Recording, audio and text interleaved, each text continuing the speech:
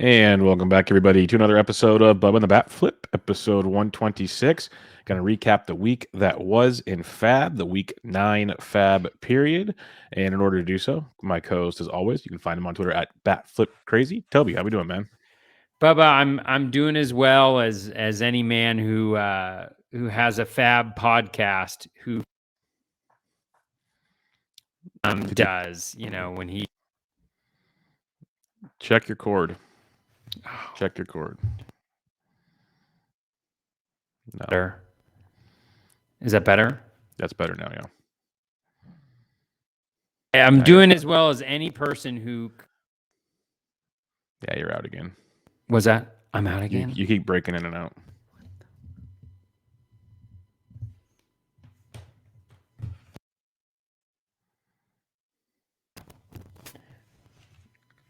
All right. You're not. You're out.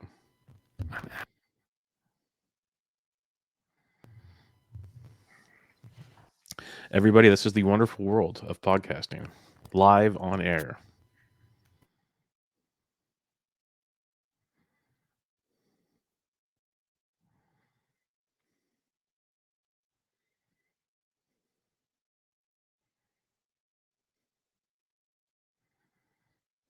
Nothing.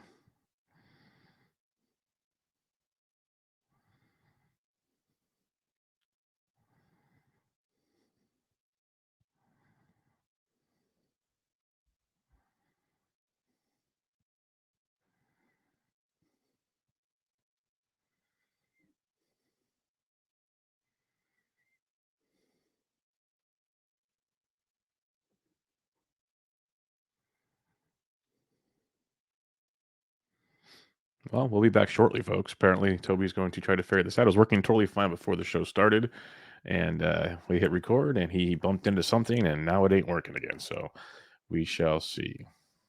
How am I now, Bubba? There you go. I'm better? Yes.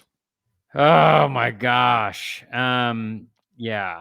So anyways, I'm doing as well as somebody whose audio cord doesn't work, when they show up to their podcast after being gone a week. And also FAAB's Cole Solcer looking for saves. So that's what I'm doing, but I'm actually doing well. Yeah. How about you? How are you doing? I'm tired. I'm tired because long weekend, but it's good. Good stuff. FAAB was interesting. Looking forward to talking about some of the guys on this list, and watching Walker Buehler get blown up through 3 so far. I know. Brian Reynolds home run. Holy cow. If only Cal Mitchell had done it. Cal Mitchell, good old Cal Mitchell. But we'll get into him and many, many more. So let's just get cracking on it. The week 9 week that wasn't FAAB, for those that keep track at home, the online championship is the one we use for player movements and whatnot. 12-team leagues that kind of cater to most listeners' 12-team formats. And the top ad of the week was Michael Harris of the Atlanta Braves.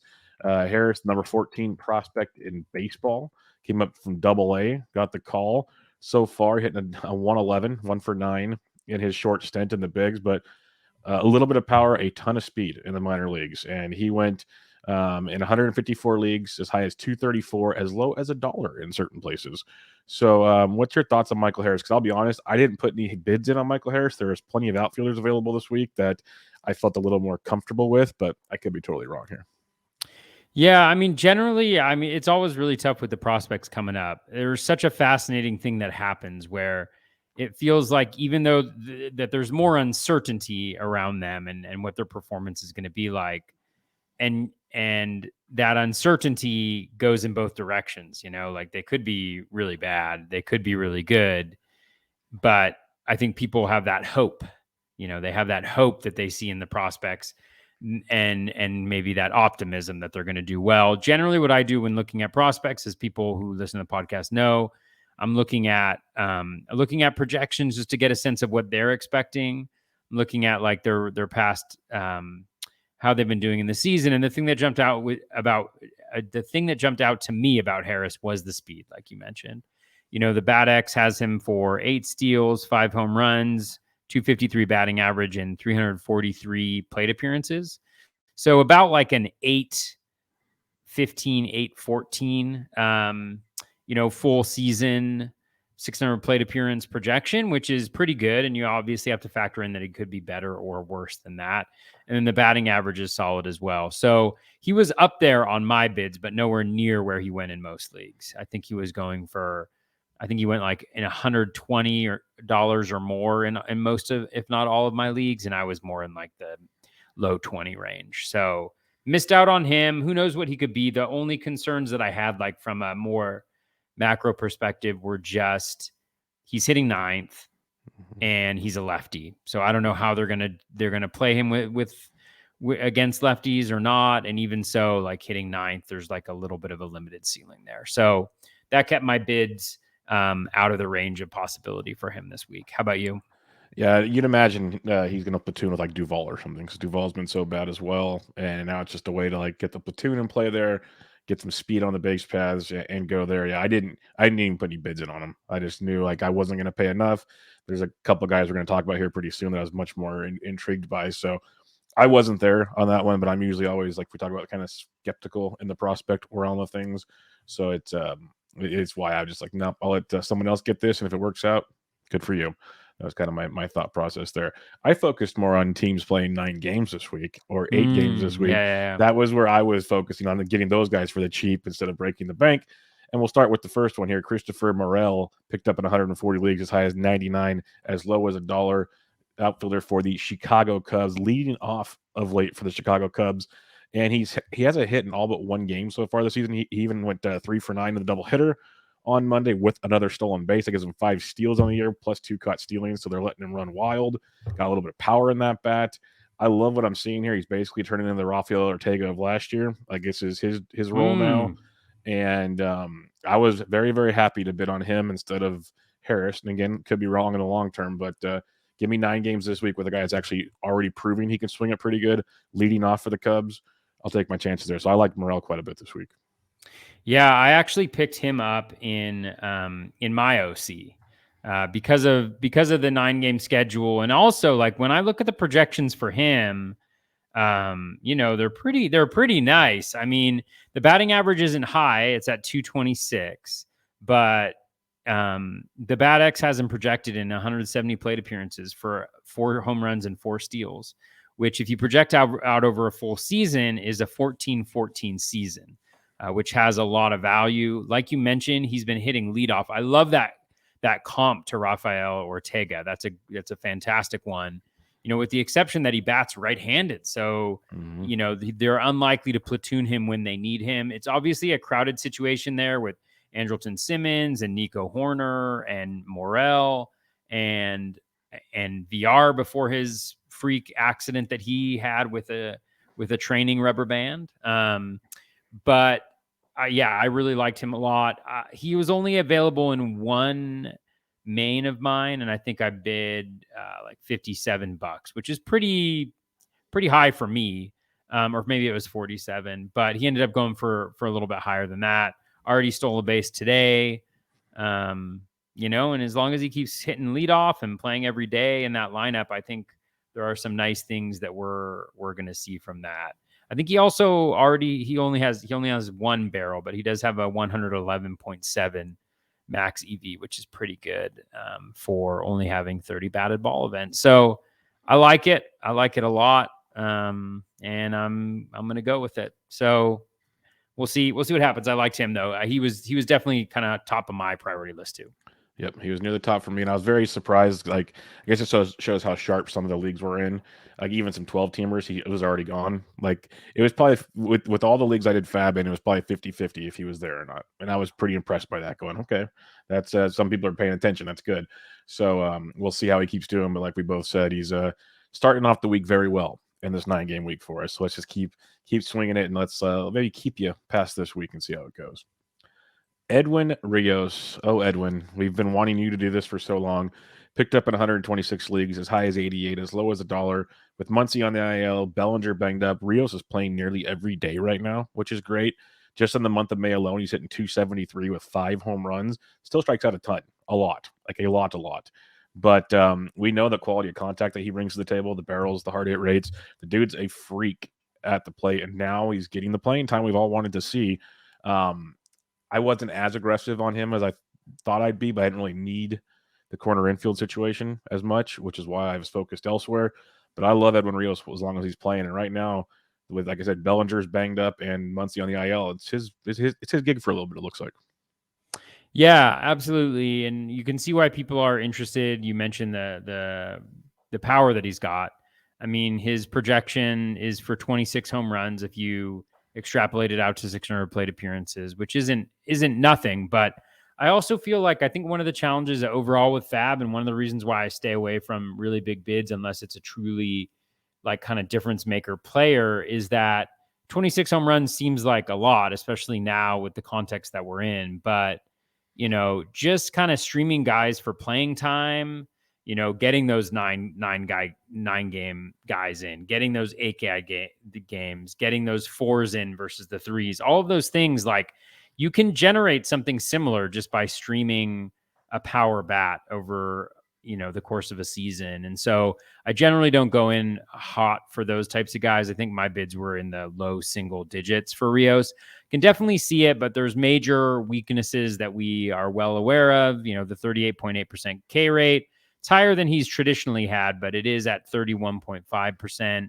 His contact rate is down close to or at the lowest point of his career as well. And I think one of the things to think about too is, he's got those 6 home runs, which is great.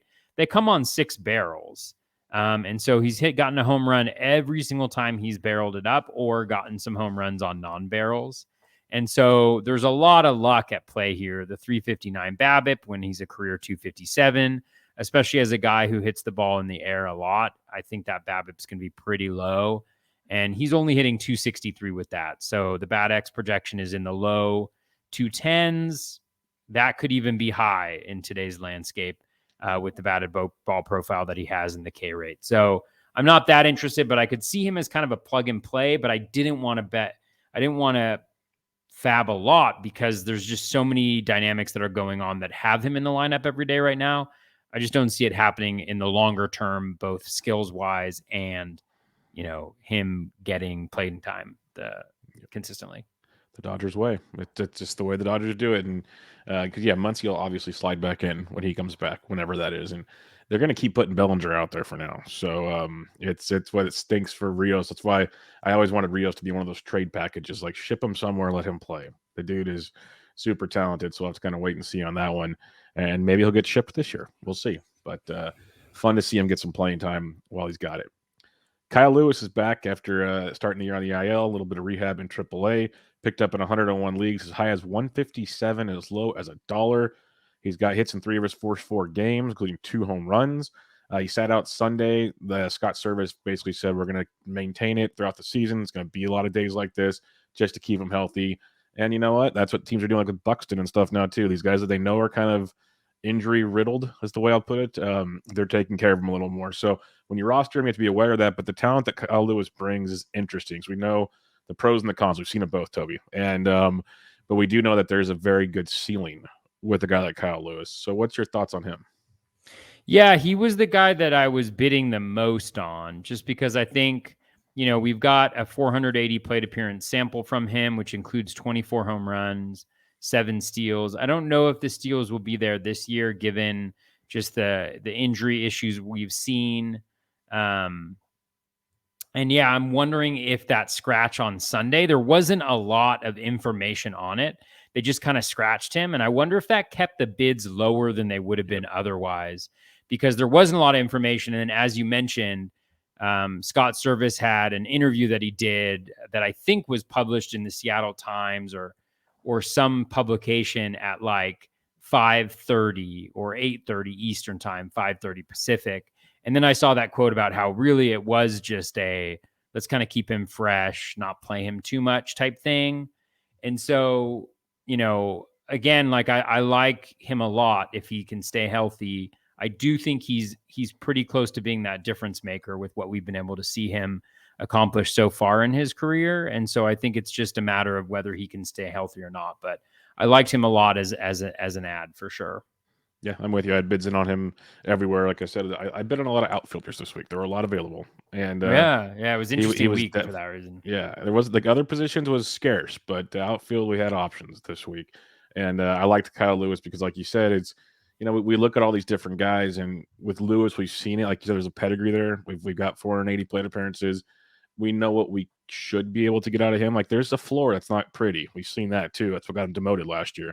But we've also seen the ceiling, which is outstanding from Kyle Lewis, and he's still super young. So you think he could still tap into that at some point in time. So I was willing to take that chance as well. I guess the only concern, if I had to play devil's advocate here, is besides the steals, like you said, due to like the injury to try to do that, is they still are crowded there in Seattle. Like if Jared Kalenic starts hitting in the minors again, he might get another shot. Like there's a lot of dudes up there, but I think it's Lewis's for now.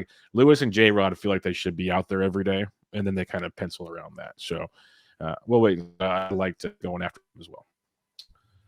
All right, William Contreras picked up in 96 leagues as high as 247, as low as $1. Like I like William Contreras a lot. I had him for $1 a couple weeks ago, but 247 is a bit of a surprise for me, Toby. It's been great. He's a catcher that plays every single day, either DHs, catches, even played one game in left field. He's got 7 homers on the season, hitting 281. Contact rates are crazy. The barrels and the hard hit, like he looks really, really, really good. And the fact they're playing him every day is awesome. They're hitting towards the bottom of the order. For a while there, he's hitting like second, which was cool. But they got him at the bottom of the order. But still, I guess the moral of the story is a catcher playing every day. And that's what got people's attention. I still don't know if I'd pay 247 for that attention. But I was willing to roster him anywhere I could. I just wasn't going to break the bank for him. So what's your thoughts on William Contreras? Yeah, I mean, he could be a difference maker for the reason that you mentioned. He's playing every day. He's got that catcher eligibility. You mentioned the skills. I mean, the one thing that I'm impressed with just in looking at the underlying numbers, the O swing is much better. So far, and again, we're only looking at 70 plate appearances. Chances are it won't necessarily stick and that he'll regress back to that kind of career average, but you're looking at 26.8% O swing, so much better than league average, much lower than his career norm, and then that contact rate is up as well. So not only is he being more selective, but he's making more contact with better pitches, and I think we're seeing some of the results of that. As you mentioned, there's small sample noise in here. He has a 52.5% ground ball rate, so he's hitting the ball on the ground a decent amount. He's got a 53.8% home run to fly ball.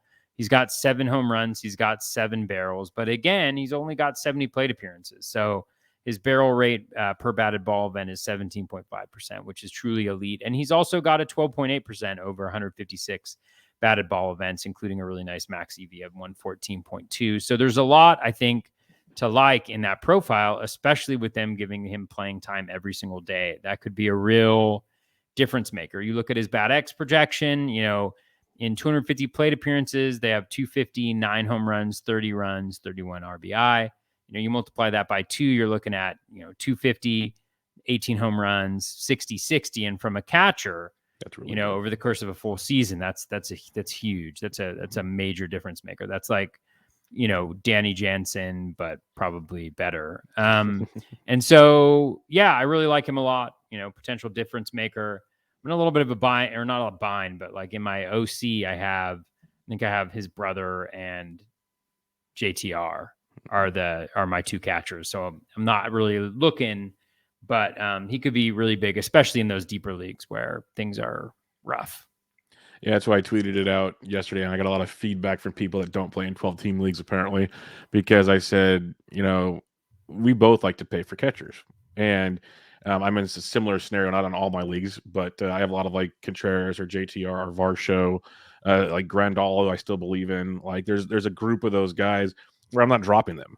But then in my other leagues, I was like, if I had Kelly for the Arizona, I've dropped him everywhere for like William Contreras and others. Like I'll just start just rotating that position if I have to. And I tweeted out that maybe this wasn't the year to pay up for catchers, because catchers has been kind of just blah all over the board. And there's like obviously William Contreras is a game changer, but Danny Jansen has been available. Like there's been a bunch of guys that have all of a sudden stepped up that you could stream right now, is what I was trying to say. But I get it, in 15s you can't. Like you're not going to get that same luxury. But in 12s, like every week you look at the waiver wire. Like Elias Diaz was on waiver wires this week, and they have 7 games in Coors. I know he doesn't play every day, but he was there. Like there's dudes all over the place at catcher right now in 12 teams and less. So it was interesting to me, and that was my point of my tweet, and that's why I like to explain it on the podcast, because I get more than 240 characters to get my point across. But it kind of just stood out to me about the options that are on the waiver wire. Obviously, 12s are better for waiver wire fodder than 15s, but it just kind of makes you think back on your process of drafting. Like, did I need to take catchers early here? And I could have gone somewhere else. It's all Captain Hindsight stuff, but it was just something that kind of stood out to me when breaking that down. All right, I'm gonna give you the floor on this one, Toby. Cole Solcer picked up in 86 leagues, as high as 187, as low as $1. As Toby hinted at earlier, he blew a save, gave it 4 runs, faced 4 batters tonight, and he's coming off of 1 save last week and looked like he was getting things together, but tonight happened. So, what's your thoughts on Cole Solcer right now, Toby? Yeah, I mean, I was so disappointing. I really felt like he had it locked down. When I was looking at him, I was just the skills were fantastic heading into tonight, so he had the 250 ERA, which went up to 450 after today, the 117 whip, 20 strikeouts and 18 innings pitched, so all the like general ones that we look at. He's got the 2 saves, but reasonable BABIP at 286, actually higher than his career average. The strand rate was low at 71.4%, so it's not like he'd been lucky. And then when you look at the other metrics, 14.1% swinging strike rate, that's very good.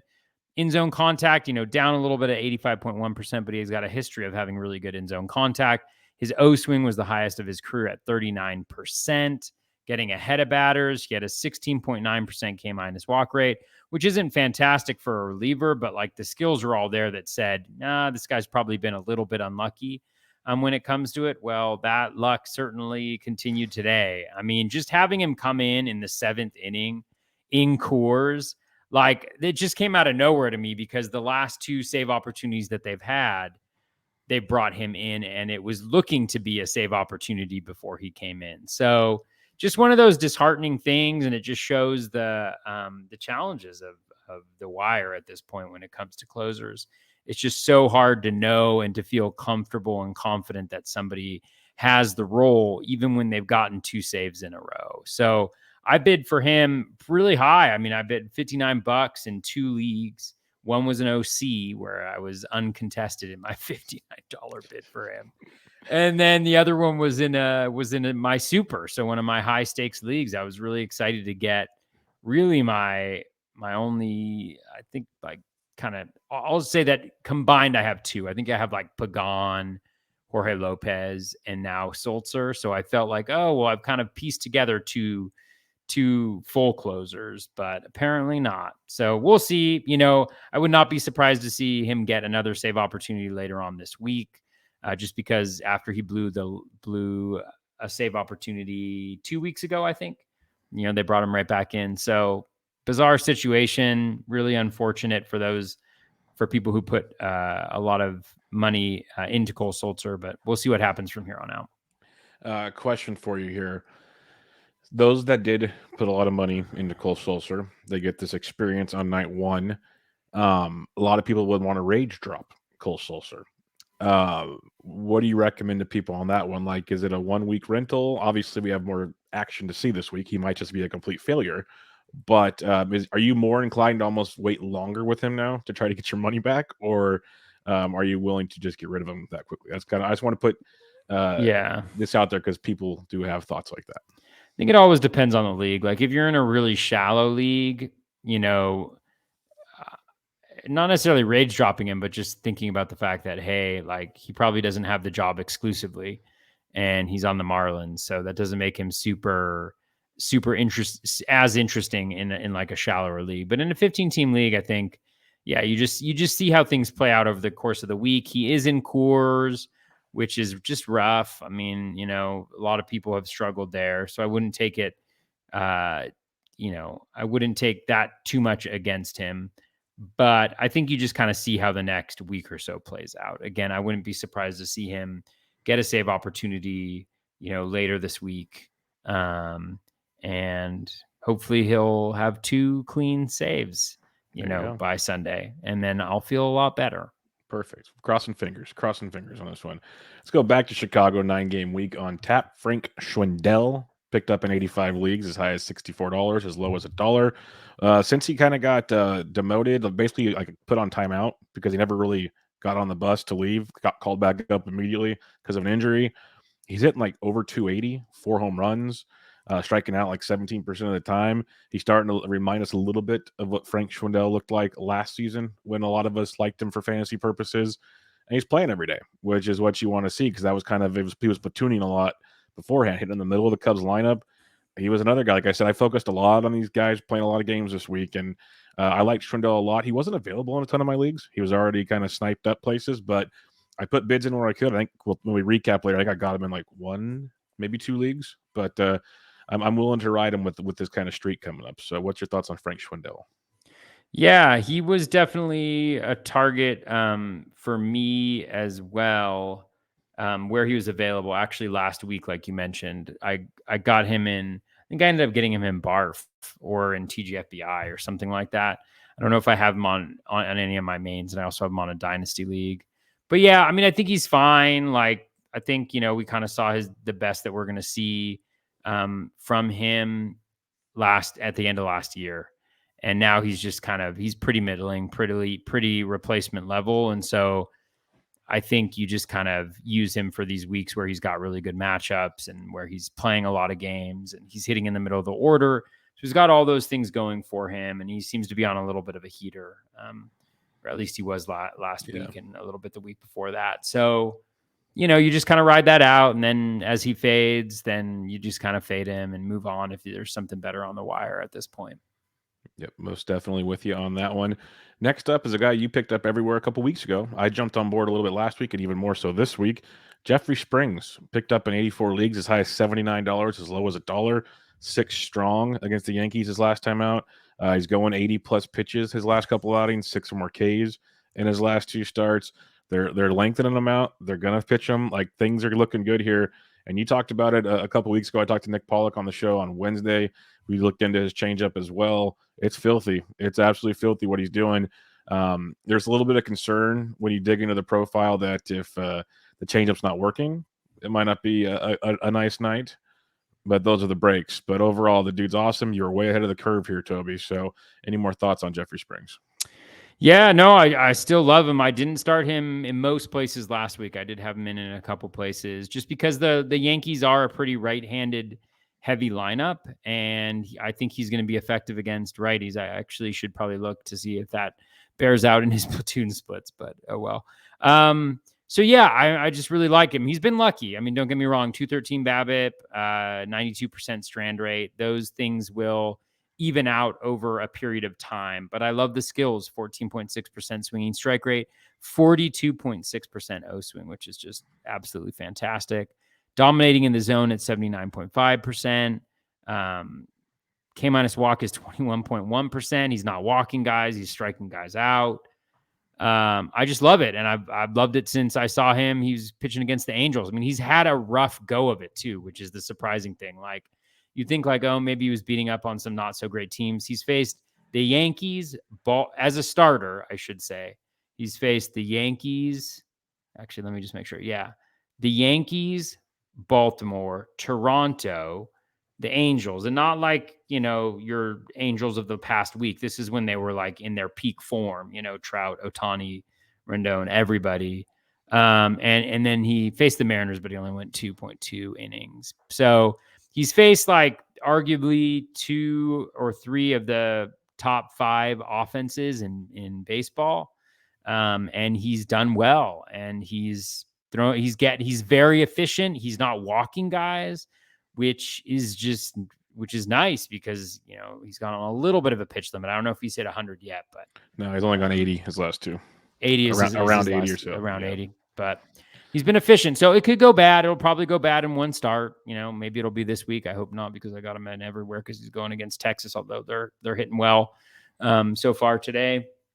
So we'll see what happens, but I really love it. I really like what he's about and what he's doing.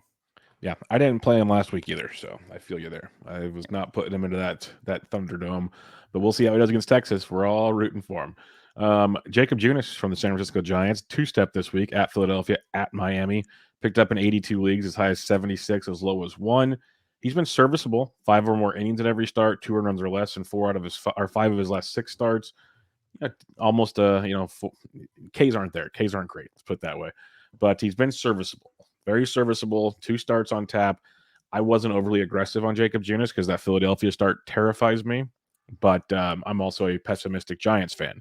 So, what's your thoughts on Jacob Junis this week, who many people are obviously in on? Yeah, I've had him on my teams for like 4 or 5 weeks at this point. Right after he first came up, I added him in a few 15s. I have him in my lineups. These starts scare the heck out of me. I don't love what I see necessarily. I mean, he's on the Giants, so he's got that going for him. But you mentioned the Ks are low. His swinging strike rate is at 10.3%. But if you look at it, I think over his last like 5 or 3 or something, it's definitely gone down considerably. He's getting chases. The Z contact is awful at 91.5%, and I hate it. I hate having guys who can't dominate in the zone because it means they're kind of, they're playing around at the edges. And sometimes if you don't have your best stuff going for you, then you're walking guys. And he's always been homer prone. So we'll see if that kind of rears its head. I'm definitely nervous about the start. The one thing that I will say, his CSW is 30.9%, which is really strong. So, he gets a lot of called strikes, and he always has gotten more called strikes than swinging strikes. So there's a little bit of hope there, but say your prayers this week because, man, I am not feeling super hot about it, but we'll see what happens. Yep, I'm pulling for him, but I am nervous as all get up. Trust me on that one. Watching that ball fly out of Philadelphia today, I can see it happening with Jacob tomorrow. Very much in play. Here we go. Tyrone Taylor time. This is a big one. Like any of it, listen to any preseason content. I think most of us all love Tyrone Taylor. And then the Brewers went and got Andrew McCutchen, went and traded for Hunter Renfroe. And you're just like, well, there goes that option again. But now Taylor's got playing time because McCutchen's been, doing his thing. But Renfroe to the IL, which is big. Lorenzo Cain. So Tyrone Taylor added in 79 leagues, as high as 71, as low as $1. 2 more home runs today in the doubleheader against the Cubs. Over his last 10 games before today, 3 home runs, hitting 351, and only striking out 12.5% of the time. He is finding his groove playing every day, which is beautiful. He's got a power, he's got speed, he's got a little bit of everything from Milwaukee. Let's just hope this sticks, Toby, because I like Tyrone Taylor a lot. I know you do as well. Yeah, so if we had the podcast last week, I would have been celebrating. Because, ladies and gentlemen, I got Tyrone Taylor in 5 of my 6 biggest leagues last week. If you were watching, he played 6 out of the last 7 heading into last Sunday, I want to say. He might have sat on Sunday, I think, or on Monday of last week. I can't remember, but he was playing. And because Lorenzo Cain sucks now, like Lorenzo Cain doesn't look like he can do anything. His K rate's way up. He's not hitting the ball hard. He's hitting the ball on the ground just a ton. Like he's not doing anything. And so Tyrone Taylor had really supplanted him as the pretty much everyday outfielder heading into last week. So I picked him up in 5 out of 6. It's been a beautiful week. It's been a beautiful start to this week. When we talk about guys that can be difference makers, when you look at his BAT-X projection, for 329 plate appearances, he's at 244 with 12 home runs and 4 steals. So over 600 plate appearances, you're looking at 20 plus home runs and probably 7 to 8 steals. And that's huge. This is a potential, if things go right, 2010 caliber player over the course of a full season, playing against a relatively weak pitching division, hitting in the heart of the Brewers lineup because it's, while it sometimes feels like a good lineup, it's not really a good lineup. And so, I really loved adding him. He doesn't strike out a lot. Like his career is 20.7%, in 450 plate appearances for his career, he's 18-7. So again, looking at that 20 to 25, 8 to 10 type of thing. Contact rate is really solid. He does chase a little bit, which is a little bit disappointing, but career barrel rate around 8%, right around 8% this year, max EV around 110. So he checks all of the boxes. And so I was really lucky last week. The only challenge is the one league I didn't get him in is my biggest league. And I lost out on him for $2, 16 to 14. So that's been a little bit sad, but wonderful. And I'm really excited to have him because with the Renfroe injury, it gives him that opportunity to play and to earn that playing time. And he had a wonderful catch today. I've seen him make some really nice defensive plays earlier in the year. So I don't know whether he's a good defensive player, but he's certainly at least doing well enough so that he's not a liability there. And you'd much rather have him in the lineup than Lorenzo Cain at this point in their 100%. careers, I think. Yep, I'm with you. So let's hope he gets to keep that job because a lot of DC teams will be very happy with those moves right there. Let alone season longs where you're smart enough to get him early, like Toby was. This is why Toby is good at what he does. Let's talk about the next one up here. Rosie Contreras of the Pittsburgh Pirates. Everybody was pumped when he got called up. Made 2 starts last week, 5 innings in both outings, 2 earned runs and 1-0 in the other. 3 Ks, 5 Ks, walks, and control have been his issue so far. That's the biggest thing you'll hear about Rosie Contreras. I have 0 shares of Rosie Contreras. What's your thoughts on Rosie Contreras? Yeah, he's a little bit of a tough one. I mean, I like the skills a lot. He's tough only because he was gone in pretty much all 15-team leagues. And then he was available in 12-team leagues. But I think the challenge is it's like in a 15-team league, he looks amazing because the skills are good and it's just so shallow, the pitching. But in a 12-teamer, it's like, you could probably stream a guy who's fairly equivalent on a regular basis there. The good, 16.9% K minus walk rate, 13.1% swinging strike rate, 37.4% O swing, which is great. He's good in the zone too, 81.7% Z contact. Only challenge, like you mentioned, is the control and ability to throw strikes. He's only got a 37% zone percentage. So even though he's getting ahead of batters and he's getting them to chase, he's still running into some control issues there. A little bit of luck with the 227 BABIP and the 86.4% strand rate, but looks pretty good. I think one of the things that I'm trying to weigh a little bit more now, too, is with these guys. Like, I'm really trying to be thoughtful, and this week I feel like I've gone amiss already. Is like there's certain guys who there's just, especially on really bad teams, like even if they're pretty good, if they're not going volume, it's really hard to get wins. So if you think you're going to get a win, maybe one out of every 4 starts from a guy, then you start to see a lot more downsides. And so I'm trying to be a little bit more cognizant of that this year because, I just think sometimes just throwing that middle reliever in there or throwing that added closer or closer spec in there with good skills, you're only missing out on maybe a K or 2, and there's just a lot less volatility. So, yeah, but I thought he's a good ad generally. Yeah, I'm 100% with you on that. The comments you made there about the bad team pitchers basically and playing. When we talk about pickups this week, I picked up a handful of relievers because I just didn't like my other options. That was how we were going to roll with it, and we'll talk about that for sure. But yeah, it was Ronesy was one. Like, I like the talents. I just didn't want to go in on him either because there's just still too many questions for me there. Not going deep, and that's just not something I want to deal with right now. Here's another guy, Matthew Liberatore of the St. Louis Cardinals. He's looked good. 5 innings in his last outing, 6 Ks. But again, how long is he going to go out there? How long is he going to stay up? He's there this week because I got 8 games, but you can see him go back down and give his notice. Stud pitching prospect, just like Contreras.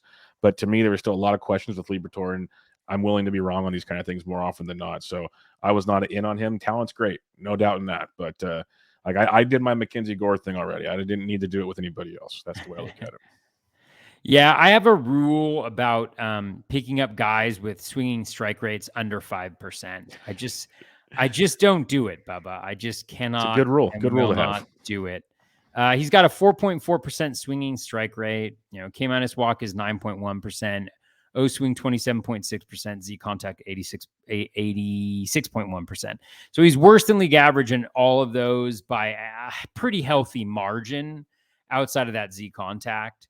So there's just, like, for me, just warning sirens going off that something bad is potentially going to happen here. Maybe not. I mean, the projections don't love him. 4.34 to 4.77 with a 1.35 to 1.38 whip. I think the whip is going to be, an issue. He didn't have overwhelming strikeout rates in the minors. He did have 28.4% so far this year, but The 2 previous seasons, a combined 200 innings with 23.7 and 22.9. So if that's what you're doing in the minors, I think what you end up getting is you end up getting worse than that in the majors. And so now you're talking low 20%, high teens, and just have no interest whatsoever in that. And so again, I've made fun of guys like that before and had it look really bad, like just get it, just pie in the face or whatever. But I'm just willing to kind of make those decisions. And I think more often than not, you're going to end up on the right side of things. And by that, I mean like 90% of the time when a guy, even through just 9 innings, has a 4.4% swinging strike rate, he's not really fooling guys at all. There's very few like pitchers in the majors who over the course of 2 full outings will have a 4.4% swinging strike rate. Like that's like if he throws 80 pitches and he has 4 swinging strikes, Bubba, that's above a 4.4% swinging strike rate. So it's that bad. Yeah, it's not good. It's not good. It's not good at all. You know what is good is Mookie Betts just hit a bomb, 15th home run of the season. The guy is unconscious right now, like absolutely unconscious. But I digress. We'll talk a couple more guys here that we'll go over our moves of the week, hit up some listener questions. So let's go to Victor Robles. This was an interesting one for me. Picked up in 69 leagues, as high as 114, as low as $1. He's hitting 257 on the year. He's got 4 steals over his last 3 games, 5 steals on the season. Still no power with Victor Robles, hitting at the bottom of the Washington lineup. But he's getting on and stealing bags right now. And that has some weight to it, if that's what you're looking for. I'm not looking for that per se, but he's fantasy relevant again right now, Toby, which is quite surprising from where things have been recently. Yeah, for sure. I tried to dive in a little bit and see what we were getting out of Victor, and I really couldn't see anything different. I think the 364 BABIP, which is about 60 points higher than his career average, his line drive rate is actually it's slightly higher than his career average, but the ground ball rate is actually up. He's not hitting with any authority. The home run per fly ball rate the last 3 years has been 7.7, 2.4, and then 5.6 this year. Barrels, he does have 3, but it's only a 3.6% barrel rate. The max EV is down for the 4th consecutive year, 110.5, 109.2, 108.3, 106.8. That's after 84 batted ball events. The overall exit velocity is just god awful. The hard hit rate is god awful. I think that we probably just saw like the best stretch of hitting that he's going to have the rest of the season potentially. So, again, there's hope there. There's that glimmer, but yeah, I just didn't see enough different from the profile to actually take a swing at it. Yeah, that's why I was surprised when I saw his name pop up. So I've heard his name mentioned a lot this weekend, and I was like, it's still Victor Robles, right, guys? Like, we're basically paying for steals right now. If that's what you need, okay. But there's not much else coming your direction with Victor Robles that's going to help you, at least. Let's put it that way. All right, Toby, if you're ready, let's do some FAAB recaps for the week. Who did you add in your leagues? All right. You're going to hear a lot of Cal Mitchell, ladies and gentlemen, a lot of Cal Mitchell. Tell us why you grabbed blowing up your, I don't know, earbuds, earphones, earplugs. Why did you add Cal Mitchell in so many places? So the reason I added Cal Mitchell in so many places, projection for Cal, I like to think that his full name is California. I was going to go with Calvin, but okay. You're probably right, but sometimes I like California. Maybe I'll let you keep going with California Mitchell. I mean, that's actually that's a pretty sweet name, California Mitchell. So if there are any like babies that are born this year that are called California and they go by Cal, I'm gonna guess it's probably listeners of the podcast for sure. So Cal Mitchell is hitting leadoff against righties and 6th against lefties. He has playing time. He had a really good start to the minor league season. 5 home runs, 6 steals, 306 batting average. He's always had a pretty good batting average. You can see that in the projections. 252 batting average, which, again, like you're like, oh, 252 batting average. That's nothing. Like that sucks, but it's actually like pretty good right now in baseball that we see right now. 3 home runs, 2 steals. Heard some positive things about him, this year in terms of how he was doing. His WRC plus was the best of his career in AAA in his entire minor league career, at 128, doesn't strike out a lot, decent plate discipline. So all of those things kind of had me thinking, well, he's kind of worth throwing a little bit at. So I had like $17 bids, I think, in most places. So I got him for $17, dropped Kyle Isbell, added Jonathan Daza and dropped Brett Phillips for $11, backup of 6. And Daza, it was tough because he was not in the lineup today. And so I have him. I got him in this league, and it's my biggest league, and it's the league that I share with Brian Slack. And I was like, and we were like texting, and it was like, oh man, Daza's not in the lineup. Do we like? He's played 6 of the last 7, so it's like assume he plays the next 3. That would be something. And the other option was like I think Rugnet or Door or something like that. So I hope you played him. So we went with him. Good. Which was nice because it eased a little bit of the burn on Cole Solcer because he did have the bases clearing double off of Cole Solcer. So that was nice. Picked up Franchi Cordero for 7, dropped Eli White, which, he went off today. Oh, well. And then added Daniel Hudson for $4 with a $2 backup, dropped Matt Barnes, and then added Rugnet Odor for $2, $1 backup, dropped Jonathan VR. So with that, like Franchi, he's been hitting well. I mean, he's still got a lot of the issues that he's had in the past, but I think they're slightly better this year. Let me just check. Maybe like the BABIP, I don't think was ridiculous, but maybe I'm thinking about another player because I look at a lot of players. Oh, it was 340, but that's right around where he's been in his career. Yeah, the strikeout rate was way down. The O swing was really nice.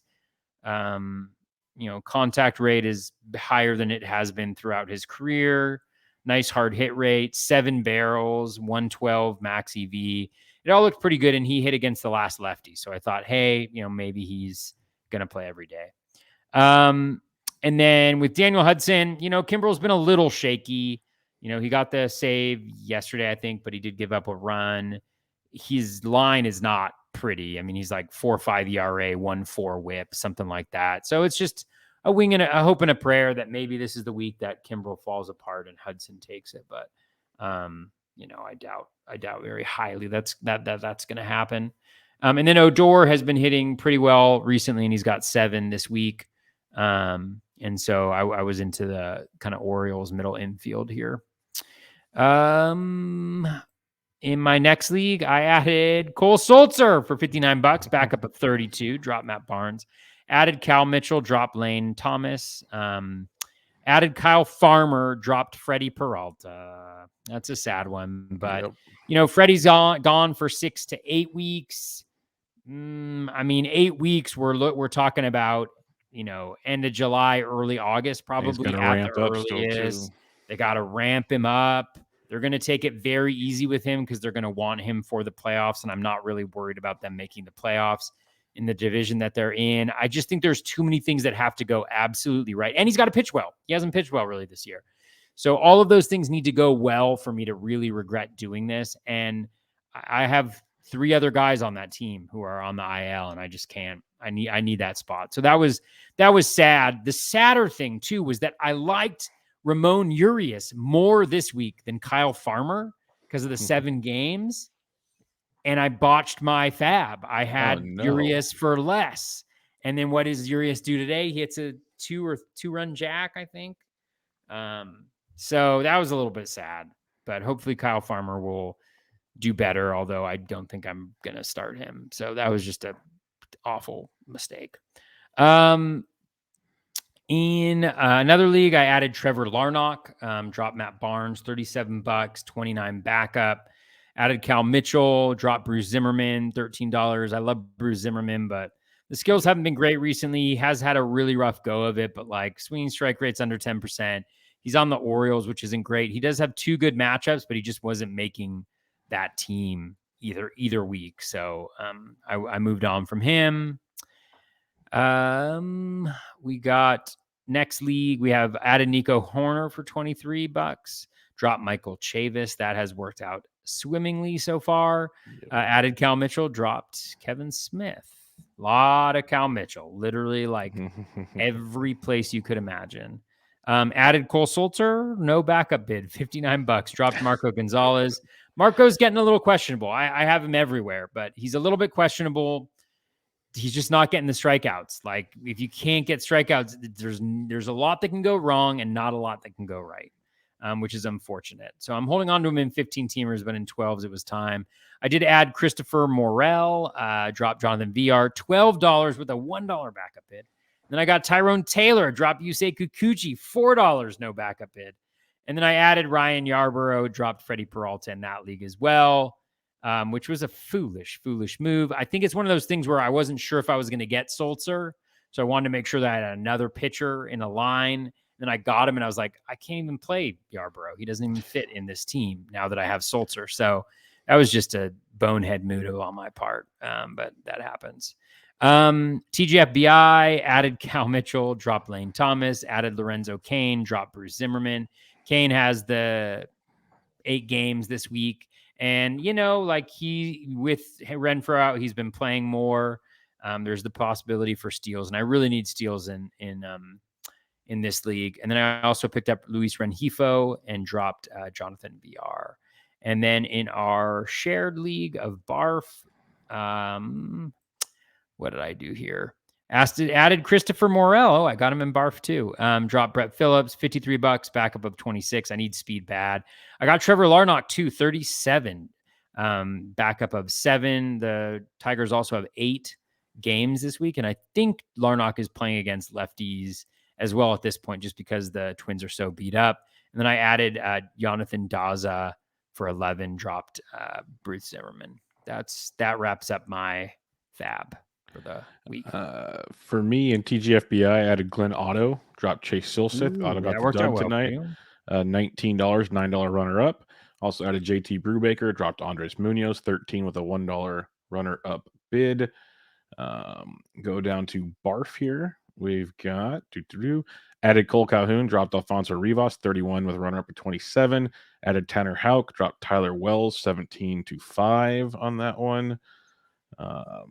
OCQ, I added Jeffrey Springs, dropped Kyle Hendricks, 22 with a runner up at 21. Christopher Morel dropped Willie Castro, 17-4. Added Cole Calhoun, dropped Andres Jimenez, 16-0. So that was fun. The other RotoWire OC, Adam Morel dropped Lamont Wade Jr., 22 with no runner-up bid. Added Nico Horner, dropped Hung Sung Kim, 14-7. Added Devin Williams. Nice Horner pickup there. Yeah, I like in the OC. I wish I had done that. Added Devin Williams, dropped Kyle Hendricks, got Devin Williams for $7, runner-up of 2. I know Hader's the guy, but like we said earlier, I'll take what Williams can offer right about now compared to some other starters. Especially an 8-game week, he's going to throw 4 times probably this week. And if there's one game they could both get a save in certain situations. So we'll see. A satellite league added Frank Schwindel, dropped McCutcheon, 23-12. Added Kyle Lewis, dropped Brandon Belt, 21-0. Added had 0 for Kyle Lewis. Added JT Brubaker, dropped Jake McGee, 7-0. A lot of unattested bids. Love them. All right, my 4 OCs. Know what I just saw? What? When I was looking at the OC was I sat Pavin Smith. Oh, yeah, he already went Yahtzee. 3-run homer. Yep. Oh, man, as I was looking at that OC to see if I had Nico Horner on mine like you did. Smart guy. All right. Next OC here, added Cole Calhoun, dropped Felix Bautista, 17-15. Added Nico Horner, dropped Andrew McCutcheon. And then this is one I put bids in everywhere. I added JP Fireisen, dropped Jose Quintana, 11-6. Fireisen splitting the role in Tampa Bay, but his overall peripherals stat line is beautiful, so I'll take that. Patrick Wisdom dropped Yadiel Hernandez, 17-0. Fireisen dropped Kyle Bradish, 8-0. Love these unopposed bids. 2 more OCs, and then I'm done. Added Jeffrey Springs for 31, dropped Ranger Suarez, $28 runner-up. Added Cole Calhoun, dropped Stephen Kwan, 17-7. Added Brendan Donovan, dropped Merrill Kelly, 12-9. And then I added Elias Diaz for $1. And then last but not least, Jeffrey Springs added for $31, runner-up of 2. Added JT Brubaker for $6, runner-up of 0. So fun stuff. But yeah, all over the boards when it comes to FAAB and what people are paying for FAAB. So we'll see how that goes going forward. But no Cal Mitchell for me. No Cali love for me. But, bummer. Yeah. Well, I'll enjoy his 0 for 3 days so far. All right, let's get some listener questions here. We'll start in the YouTube chat here. James D says, thoughts on Nick Plummer? I know Plummer at least went deep tonight. I get another big hit too for the Mets. And I'll be honest, that was the first time I've heard of him, so I looked into him this evening. But do you have anything on Nick Plummer? Just got called up recently and playing pretty decent the last couple days, but I'm not overly optimistic. Yeah. Let's see. He's projected for a 199 batting average with 1 home run and 6 steals over 49 plate appearances, which is a total of 6 and 6. He's already got 2. He's already got 2 home runs this year, or actually 12 and 12 over 600 plate appearances. I know, right? He's already got a 112.8 max EV. I mean, that's pretty nice. Come on, Derek Carty. Get with it. Let's see minors what he did this year. This year he's 250, 6 home runs, 2 steals, high K rate throughout. So maybe he's just kind of like a Patrick Wisdom guy who strikes out a lot and hits for some pop. But I mean, even last year, 15 home runs in close to 500 plate appearances. There's nothing honestly that really stands out about him at all. I would not anticipate that it'll stick around. It's kind of my thoughts. I wouldn't get too excited just yet. Scott Harris has a question. We kind of hit on him at the beginning of the show, Scott, but do you think Michael Harris will be a good addition to the Braves? I mean, baseball edition, potentially. He's really fast, so I'm assuming that he's a decent he'll be a decent outfielder as well. You know, again, like fantasy impact, I think is limited a little bit by where he's hitting in the order, but if he's good enough, then he'll move up a little bit at least. So speed, a little bit of pop, nice overall profile, but I just wasn't as aggressive as I think a lot of people were very aggressive with Michael Harris. And I think part of that is just the speed. Like there's not a lot of guys that are going to come through that are going to have the type of kind of like elite speed that he has. So if you're short in steals, then you're trying to make a move now and make up some lost ground. For sure. A couple more questions here. Larry Cardosa asks, Teoscar Hernandez, 24 games, 2 home runs, 9 RBIs, 26 strikeouts, and 88 at-bats. Is it panic time or buy low time? I'm in the buy low aspect of this one with Teoscar Hernandez. I think he's still kind of getting his sea legs out from under him. And as long as he can get healthy or stay close to healthy, that team is starting to heat up together right now. And that's what's going to happen. They're all going to start clicking, leaving Lourdes. I had a good week last week for the first time in a while. Vladito hit 2 home runs last week. First time since his 3 home run game in New York. Like, I got confident in the Jays getting things done, and Teoscar will be a part of it. So I would buy low. Yeah, I mean, 217 BABIP. The ground ball rate is way up, but he has been injured. I would take the same approach that you have, where it's like he's still in spring training. You know, like he didn't have a full spring training, like you mentioned. He got injured right at the beginning of the season, so he's got the unfortunate situation where he's got to have spring training against guys that are in a much better place in the course of their year and their course of their ramp up, you know, with the pitchers and everything. So, I mean, a little bit concerned about that, but I think once he's able to make that adjustment, he'll be fine. You know, 12.5% home run per fly ball. So everything's like he's underperforming everything that he's done so far. And so I just think he's partially been unlucky and partially just needs time to ramp up. And when he does ramp up, he'll be fire, I'm sure. Yep. I'm with you there. And then last but not least, Mr. Todd Whitestone, Mr. at Telestar7 asks, and he butters us up. Very flattering question. Yeah, you guys are smart, good looking, and insightful. Wow. And I added the wow. So what do you think of these pitchers as options in rest of season 15-team mixed rotos? Aaron Ashby, Garrett Whitlock, Spencer Strider, Tanner Houck. What are your thoughts on those 4? Yeah, I mean, I think with all of them, like kind of volume is a little bit of a question. Strider got the start that everybody had been wanting him to get today. He gave up Edwin 5 Rios earned just hit a home runs. run. Edwin Rios did just to shut me up. Was it a solo shot or Solo shot opposite field. okay? So I mean, Striders look good from a skills perspective. We talked about him extensively a couple weeks ago. You know, really nice K minus walk, really nice swinging strike rate, really nice O swing. But I think the 4 innings is the most that he's pitched so far this year. Yeah, he pitched 4 in one other instance, but doesn't really have the volume. So I think there's a lot more downside, and we saw it. I think when we also spoke about him 2 weeks ago, I said that he has a 0 home run per 9, which is crazy because his ground ball rate is so low. Well, he doesn't have a home run per 9 of 0 anymore. It's still going to be super low. It's at 0.31. So I would expect some more regression on that front to come his way. But I think he's worth taking a shot at in a 15-team league just because the skills are really nice and, you know, there's upside there. Who else was it? Ashby, Whitlock, Strider, Hauk. Oh, Ashby for sure. I mean, he looked nasty Yep. today. He's got, I think the benefit from him, at least in the start that I saw today, is he had that really nice changeup he could throw to righties. That was effective. And he's also got that slider or curveball, which I think is his kind of preferred go-to pitch. He struggled a little bit this year. Hasn't been as good as he was last year, but I think it just needs a little bit of time. You know, he's got decent velo from that left side, and everything looks nice, and it's kind of working its way up. The projections really like him too. 3.63 ERA for the bat, which is nice. So yeah, I like Ashby for sure. I remember the question the most out of all those guys there. Whitlock was the next one. Yep. Whitlock, let's just see what Garrett is doing. I know he started off really strong, but then he's struggled a little bit since. 44. Yeah, I mean, everything looks really solid there. Like, you know, again, I'm not sure how much of this is starter versus reliever, but you know, 32.1% O swing, 84.7% Z contact, 20.5% K minus walk, 12.8 swinging strike rate.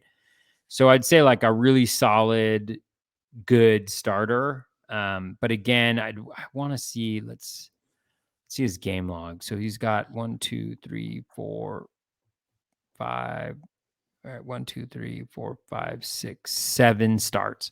He's got 7 starts. So let's look at what his numbers are over his last 7 games. Just because we want to be thorough with such a wonderful intro to that question that Todd had for us. Let's try to be as thorough as possible. Oh, guys. All right. So Z contact way up over his last 7 games. So these are all starts. 87.1% below league average. His O swing is down to 31%, right at league average. His K rate still 26.2%, which is great. Swinging strike rate still 11.9%, which is strong. Walk rate up to 7.1%.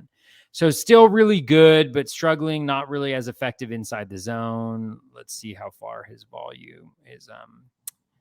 His velocity has fallen. Yeah. So his velo, he's averaged 95.5, which is still good for a starter, but definitely far down from where he was last year when he was, 97 pretty consistently. So I'd say he looks like a solid starter, but I think there's some real downside there. I actually think that, maybe he is the solution to the Red Sox bullpen. If they can get enough healthy starters back in there, which I don't know their starters well enough. Rich Hill sucks, but yeah. And who's the 4th guy? Hauk. Oh, Tanner Houck. Maybe Houck replaces him. Tanner Houck. We got 11.1% swinging strike, 11.6% K minus walk. He's walking a lot of guys, not striking out a lot of guys, not getting chases, struggling on pitches inside the zone. Not a lot of great stuff to see here. Less than 1 strikeout per inning. The velo's actually up, which is interesting. He's throwing the slider the same amount. But he's just kind of a 2-pitch pitcher, isn't he? Is he just slider? Heavy slider, yes. Heavy slider fastball. Let's see. Slider, four seam. He throws the sinker. Yeah. Excuse me. Yeah, he's kind of just got the fastballs and the slider. And even the slider, I mean, 12.1% swinging strike rate. That's not great for a slider. So I don't know what's going on that. I don't know. I don't know why he's not being as good. I mean, the velo is still there. He's throwing it as much. So I'm not sure what's going on with the velo or with Houck and his slider. But if the slider's not even that good, then I don't know if he's that good. Yeah, I go Aaron Ashby, as you mentioned. Yeah. That'd be my number one. And then I go Spencer Strider because if I'm thinking 15 team, I don't think Whitlock, Strider, or Houck are going to give me consistently 5+ innings. So give me the guy with the best stuff, and I got Spencer Strider. And then I go with Whitlock and then Houck. I think Whitlock can be the closer by the end of the season. So Yeah. that's where I go. Ashby, Strider, Whitlock, Houck for me. But it is annoying. It'd be nice, like at least like put an opener in front of these guys, let them go get a win or something. That'd be much more appreciated. Is what it is. It's the way of the world in baseball these days. We're gonna see a lot more of that stuff, especially as the season goes on. Guys get hurt. A lot more of that kind of up and down type action for sure. But that'll wrap us up, Toby. Any final thoughts as we are 9 weeks through the season? I think no. I love this time of year. I absolutely love it. I always forget. I hate the beginning of the year. And then I love when we get into this part. You know, this is when it gets good, when there's kind of moving pieces, but you kind of know who guys are. You have a little bit more sense of the roles. You have all this stuff. And we still got 17 weeks of FAAB left. We're a quarter way through the season. I love the rest of it. I really like it. So, I'm very excited, and I'm just really looking forward to riding on the back of Tyrone Taylor for the rest of the year. That's all I got. That's beautiful. That's beautiful. Well, we will see how that goes. Hopefully Taylor has a big week. Hopefully Cal Mitchell has a big week for you. Oh, yes. And much He's only much in more. one lineup, but I've got a lot of him. So there we go. We'll see what happens with that one. But we'll be back with you guys next week as usual. Same bat time, same bat channel. Check out Toby on Twitter at BatFlipCrazy. I am on Twitter at BDentric. And until next time, this was Bubba and the BatFlip, episode 126. Catch y'all later.